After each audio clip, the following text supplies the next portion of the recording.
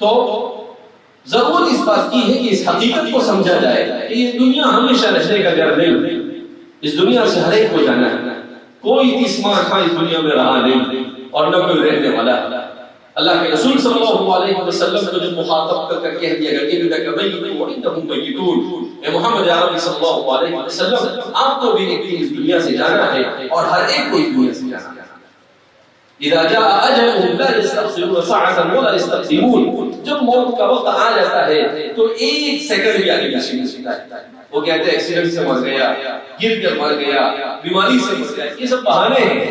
حقیقت میں جب ماں کے پیٹ میں بچہ ابھی جان نہیں پڑتی ہے، اس سے پہلے فرشتہ آتا ہے، کھڑا ہوتا ہے، حدیث میں ہے، اور وہ اللہ سے پوچھتا ہے 3 سوال کہ اے اللہ اس کی ایکسپائری ڈیٹ کیا لکھی ہے؟ ایکسپائری ڈیٹ سمجھتا ہے، یعنی یہ کم مرے گا، ابھی تو جان نہیں پڑی، اس سے پہلے اس کے مرنے کے بارے میں لکھا جاتا ہے کہ وہ یہ کم مرے گا۔ تو فرشتے کو کہا جاتا ہے کہ فلاں مہینے کی فلاں تاریخ اتنے بج کر اتنے منٹ اور یہ سنس اور اتنے سیکنڈ کے اوپر اس کو یہاں سے اٹھا لینا ہے۔ تو جان پڑنے سے پہلے لکھ دیا جاتا ہے، ایکسپائری ڈیٹ لکھ دیتے ہیں کہ حضرت اس وقت اس دنیا سے جانے والے۔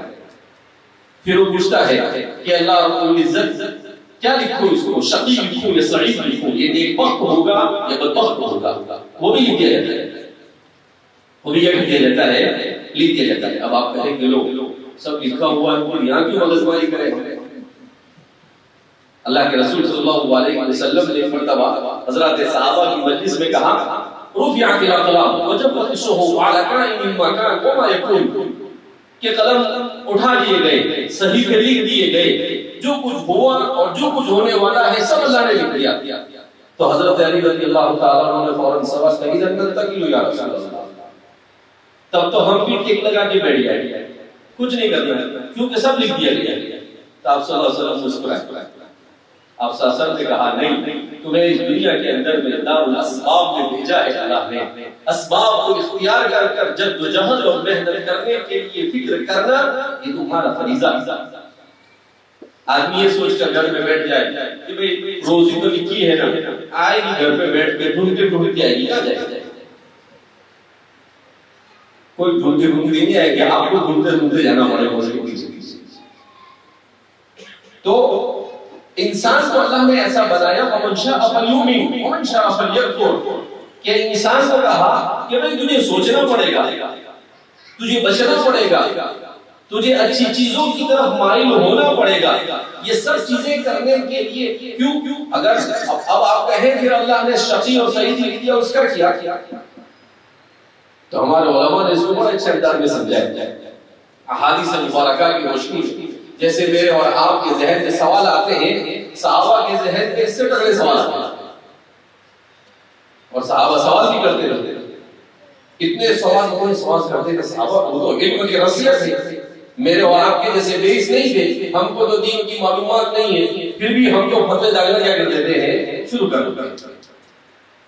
ایک چیلہ نماز میں جا کر آ گیا، کوئی مولانا کے ساتھ دو چار مرتبہ بیٹھ گیا تو ایسا سمجھتے ہیں کہ جیسے اپنے جیسا کوئی بڑا مفتی ہے ہی نہیں۔ تو حضرات صحابہ کو کثرت سے سوال، اتنے سوال کہ آپ صلی اللہ علیہ وسلم کے سوال دیتے دیتے پریشان ہو جاتے۔ اور ایک مرتبہ ایک صحابی اللہ کے رسول صلی اللہ علیہ وسلم سے پوچھنے لگے این ابی، میرا باپ ادھر ہے، افی جنت و فی النار، جنت میں ہے جہنم؟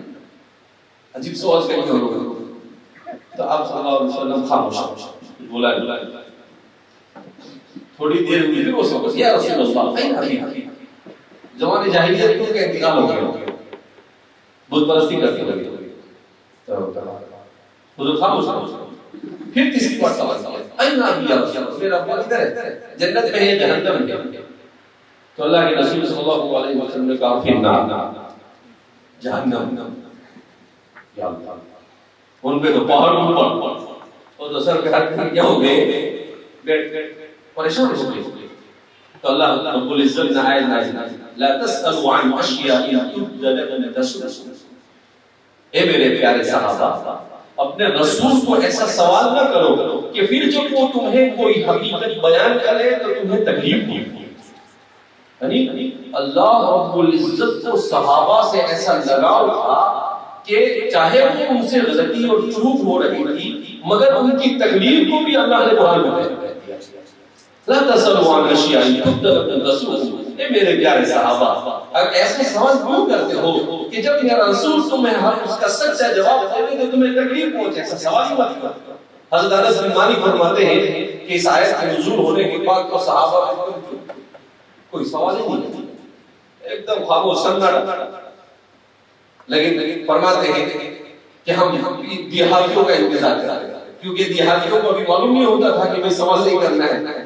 تو نئے نئے مسلمان ہوتے تھے، آتے تھے، تو کہا کہ ہم کسی ایسے دیہاتی کا انتظار میں رہتے تھے جو بہت تگڑے سوال کرنے والا ہوتا.